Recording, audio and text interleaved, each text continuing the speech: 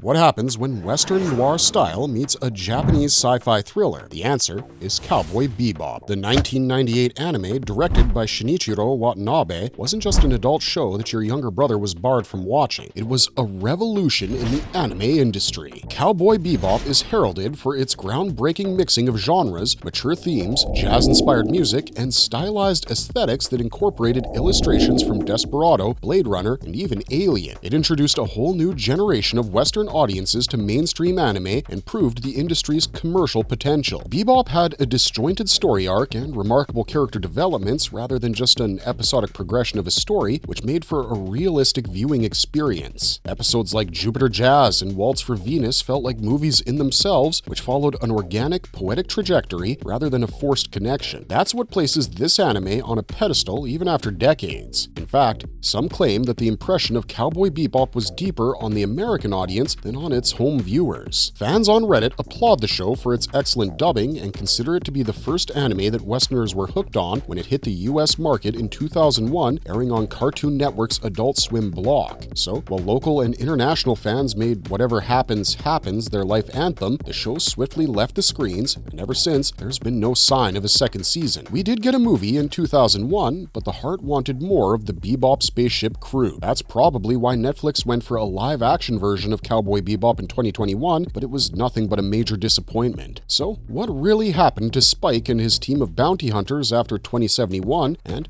most importantly, are the OG Cowboys returning anytime soon? Let's find out. But before we do, we're going to dig up the history of the first show. Heads up, major nostalgia trip incoming. With plenty of experience as co-director for Macross Plus and in storyboard creation for Mobile Suit Gundam 0083 Stardust Memory, Watanabe took the leap of directing a solo project with Cowboy Bebop and initially thought of it as a movie. Easy to connect the dots why each episode feels like a short film in and of itself, as we stated earlier. Watanabe was influenced by Lupin III Part 1, a crime drama focusing on the exploits of the protagonist. Thus, he decided that characters come first, and thus the green-haired Spike Spiegel was his starting point. The story then revolved around him, still with the intention of representing Spike as the cool dude. Cowboy Bebop then became a perfect blend of the seriousness required in a criminal atmosphere and humor. Once this framework was in place, it was time for the animation, and I'm sure you'll agree that Cowboy Bebop was a landmark for animation quality. The flowy action sequences, the detailed rich artwork, it was fascinating. The task fell on Sunrise Studio and Hajime Yatate,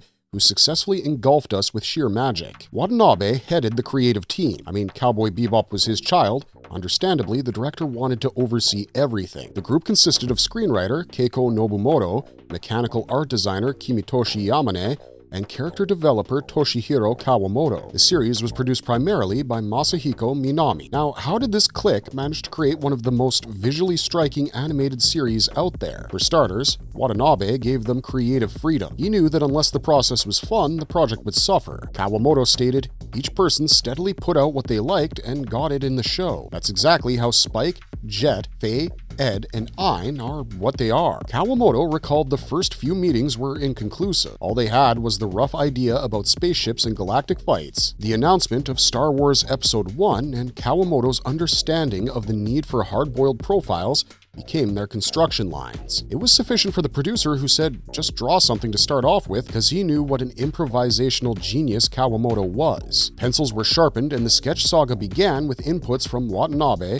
Minami, and Nobumoto. While creating the four protagonists, Kawamoto focused on distinct, authentic adult figures with a sharp and thick outline and the legendary anime-inspired eye. It was Watanabe's idea to portray each one as an outlaw who didn't belong to mainstream society. Each character was made keeping in mind the concepts of loneliness, destiny, and a connection to their past. Though the costumes were sometimes impractical, if you think about it, they perfectly aligned with each character's personality. Even the color palette was chosen carefully to enhance everyone's characteristics. Also, here's a fun Easter egg. Kawamoto's drawings went through something called a silhouette test, where every woman is a recognizable femme fatale, and the men are badasses who can be easily distinguished in their contoured forms, even without details. Soon, Spike became a combination of City Hunter and Space Lupin. Faye got the casual, sexy space-age look, and Jet ultimately lost his mustache from the early drawings. However, he had the Welsh corgi Ein by his side. The four were almost ready, and production was beginning on the initial episodes. But where was Ed? Curiously enough, Watanabe's admiration for composer Yoko Kanno and her weird yet eclectic personality convinced the director to include a character like this in Cowboy Bebop. Ed was thus a last-minute decision who ultimately appeared in the 9th episode and instantly stole our hearts. Kawamoto revealed what Watanabe told him. The image he had for Ed was Ms. Yoko Kanno. She was always lying around in the mixing room, the designer then said. The only image I had of her at that time was still as the composer for Macross Plus and Escaflowne, someone who conducts an orchestra, you know? So what I was told didn't make sense to me. Yet I drew something of a genius with a cat-like image, trying to combine what I had heard. At this point, Edward was not supposed to be a boy anymore, and the character was turned into a female. Kanno herself joined the team before Ed got her final redesign. However, she had little faith in the project and believed the animation wouldn't sell. Fortunately, she was very wrong. Hands down, Cowboy Bebop's mind-blowing character design was all due to Kawamoto. He changed his pattern of overly detailing and simplified drawings with reduced lines, a technique he compared to none other than Hayao Miyazaki. Kawamoto even freely drew from other shows he enjoyed. Though this has raised questions about the originality of Kawamoto's work, we believe he gave the leads a spin of his own. Hell yeah, he loved Crusher Joe, but ultimately no one in the series is a dead ringer of Ricky or Talos or Joe for that matter. Writer Nobumoto stated, "The characters drawn by Kawamoto-san are all a lie. It's not that they're the same as living people, but that these characters are all three-dimensional. For example, the back view. Looking at the back, you want to see his expression, and you imagine what he looks like. You imagine his past and future." She couldn't be any more right. Kawamoto breathed fire into Watanabe's vision, a fire filled with a few swift, genius strokes on paper. Though the show was a national and international triumph, it went through its fair share of development hell and a controversial reception in Japan. Basically,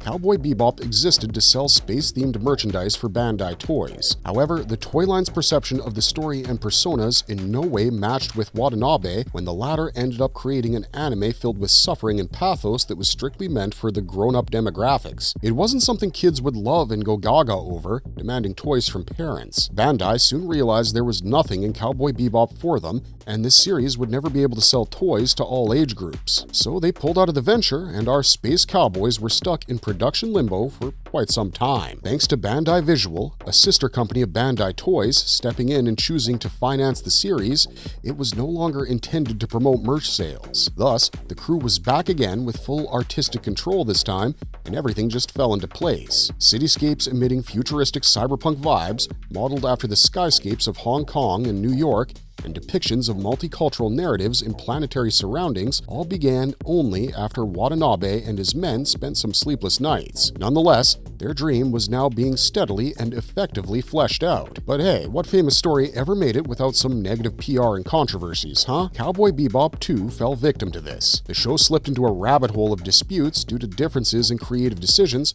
but we'll come back to that story in a bit. For now, let's discuss how Japanese broadcasting networks like TV Tokyo showed only 12 out of 26 episodes owing to their edgy, violent content. Watanabe didn't hold back in his imagination for this show. Themes range from criminality to psychosexual undertones. He planned to exhibit it all. However, the show emerged at a time when school violence was a concerning issue in Japan, further rendering Cowboy Bebop unsuitable for kids under 18. However, 4 months later, Wow Wow aired all the episodes, uncut, and in order. Despite these obstacles, Cowboy Bebop left nothing but great memories. One thing that always stood out was the music. Watanabe and Kanno just let themselves go with the audio engineering and the characters' identifiable rhapsody. The music leaned heavily on Western genres and seemed like an elixir of opera, country, metal, and folk subgenres. While Ed's temperament was matched by an upbeat tempo, Bay and Jet's spirit was encapsulated by Led Zeppelin and Sinatra's jazz ballad, My Funny Valentine. Such a wide variety of music was one of the main reasons that Cowboy Bebop became so famous among American audiences. But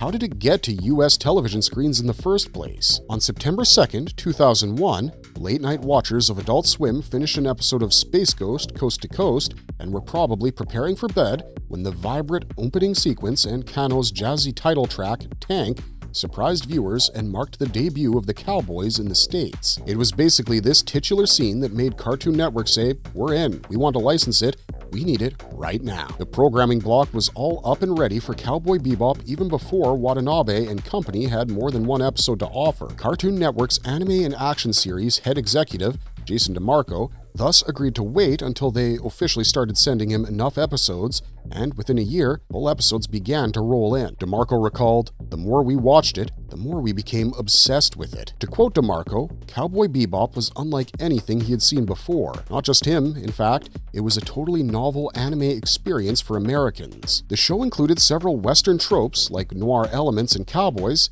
and it appealed to audiences like some kind of weird anime Star Wars. Any viewer here could relate to the setup, which couldn't be achieved by any other anime. Even in Japan, the show wasn't like a typical anime. It was a departure from stereotypical stories.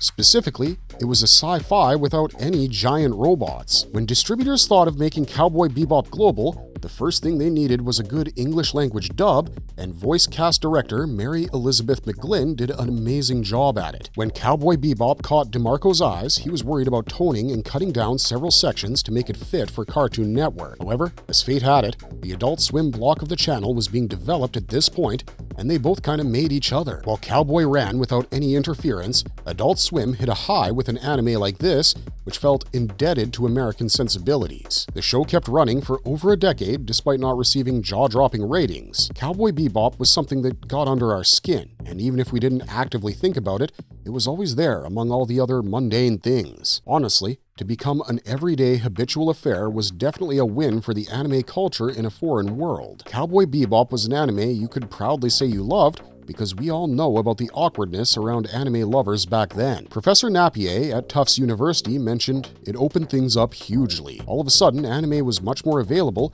and the audience wasn't just art house people and sci-fi nerds. I started teaching anime in the late 90s, and as I continued to teach it, more and more people were coming in because they'd seen something on Adult Swim and got really into it. Cowboy Bebop was an eye-opener to creators and distributors that anime wasn't always meant to be restricted to Japan. It was a much-needed lesson on how to internationalize shows rather than just making them for a local audience. The result? Animes like Monster and Death Note ran on a profitable pitch on which Watanabe's masterpiece first walked. It's redundant to track the critical reviews and stars the series got on release. What is interesting is that even in 2015, after nearly 20 years, Kyle Miles of DVD Talk gave Cowboy Bebop 5 stars upon reviewing it. It has a 100% approval rating on Rotten Tomatoes, and in 2018, it secured the first position out of 50 best anime series of all time in Paste magazine. Bebop's legacy is undying, from bagging the Anime Grand Prix Awards in 1999 and 2000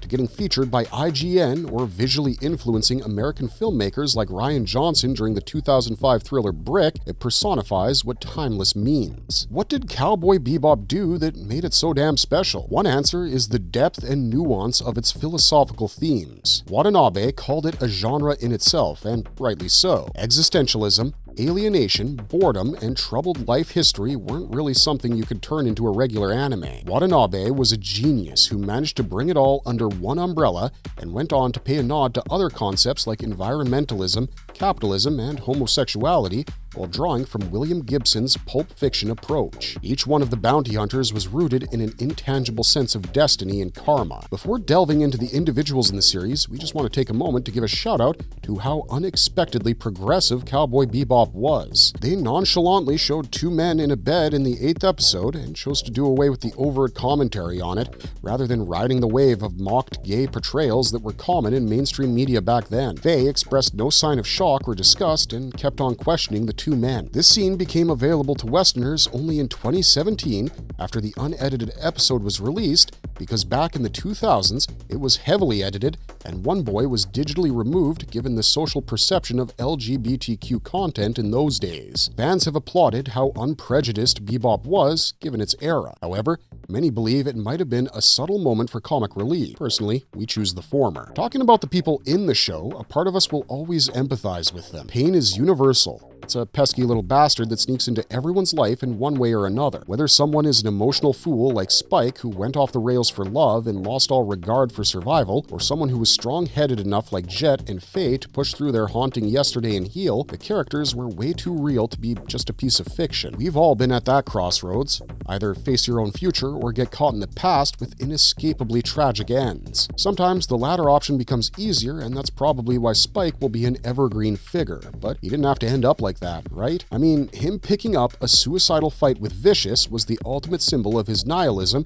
which left fans dissatisfied. Even today, we keep scratching our heads trying to understand whether Spike made it out alive after Vicious slashed his chest, who then began seeing visions of Julia, made a gun shape with his hand, and collapsed after uttering his last word on the show, bang. If we believe Spike died, it's even more disappointing because he deserved a better chance at life. He could have given it a thought and realized it was a fruitless mission. However, the mystery prevails to this day. Watanabe has been reluctant to clear the air, claiming even he's unsure of the truth. So all we can do is speculate. Jet remained on the Bebop, but Faye's fate is still unclear. We'll never know whether she tagged along with Jet or went her own way. Given that fans were rooting for Spike and Faye to get together, Spike's vague ending raises the question of whether that'll ever happen. Edward and Ein, on the other hand, left the Bebop before the Syndicate drama began and are believed to be living on Earth with Edward's biological father, Mr. Appledelli. Probably, she never knew what happened to Spike, or maybe curiosity got the better of her and she used her hacking skills to figure out the rest. A finale like this is bound to have a sequel.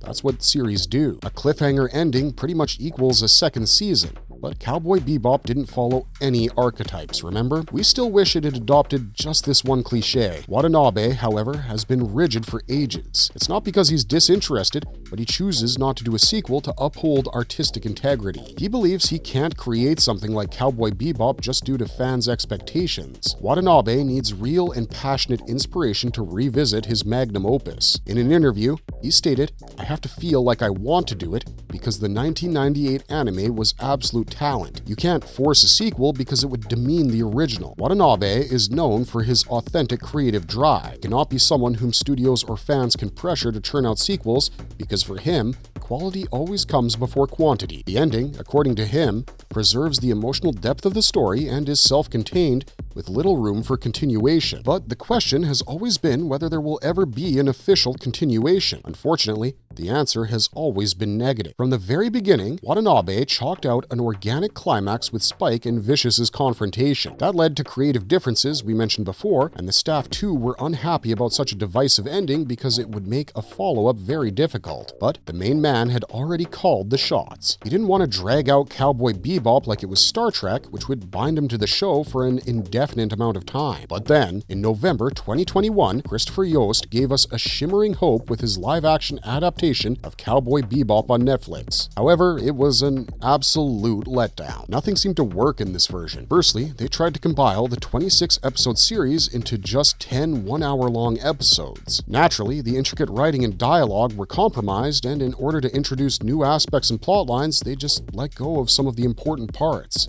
What it did to the famed characters was simply devastating. Kano's extraordinary music, too, lost its charm on the new Cowboys. The sets felt like some school project, action sequences had zero enthusiasm, and most importantly, it didn't honor the 90s OG anime. Fans always knew that remaking something like Cowboy Bebop would be a huge challenge, and it would have been better if the maker hadn't touched it. Even the movies set between some of the series' later episodes got mixed reviews and couldn't reach the benchmark that Watanabe had already set. Coming up with a reinterpretation of such a sacred topic was never a wise decision. The worst part was, Netflix's rendition didn't even get what Cowboy Bebop was about and ignorantly denied the mysterious atmosphere and melancholic tone of the series. They tried to over-explain everything, which killed the very essence of the actual anime, viewers' freedom of imagination. Spoon-feeding the audience was definitely not the way to go about Cowboy Bebop. The thing is, Netflix hasn't really been great at adapting anime. Sure, One Piece was great, but now that seems like a standalone event. Netflix has failed to respect their source material again and again. Rewrites, new ideas, all adding up to a poor new version. That's what happens when money becomes the determining factor rather than genuine zeal. No wonder the second season got cancelled because someone knocked some sense into the makers to stop this blasphemy. Hopefully, the corporate incentives behind unthoughtful adaptations will take a backseat and the streaming site will be more cautious when dealing with subjects as sensitive and as revered as Cowboy Bebop. We got the drift. The series was extraordinary and should be credited for being anime's gateway to the Western realm. People worship the series and it swiftly turned countless Americans into bona fide lovers of Japanese animation. So what really went wrong with it? Actually, nothing. It was the epitome of a director's freedom of choice who didn't want to mess with the purity of his classic. But as always, the fans wanted more. That's just basic human nature, we suppose, but Netflix's retelling highlighted what happens to a story that's toyed with in the name of fan service. It turns into a bleak disservice at best.